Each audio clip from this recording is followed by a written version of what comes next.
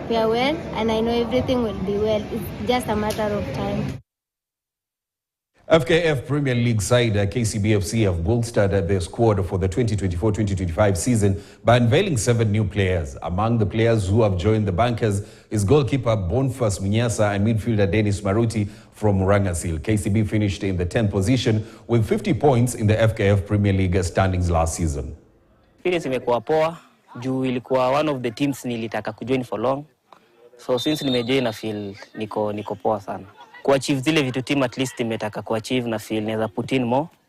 Kama ni cups, kama ni hizo ligi Mozart, at least na feel naweza put my effort tukachukua. Experience yangu ya football imekuwa poa. Kujoin KCB a little bit hard but imekuwa tuna expect sana more expectations from us. Wachezaji wapya tumekuja KCB. We have cups. We have around 30 players. So we wanted to see each and every one of them, how then they come out. So that it can give us an easy time of selecting who to play towards that match on Moranga. And finally, Cristiano Ronaldo became the first footballer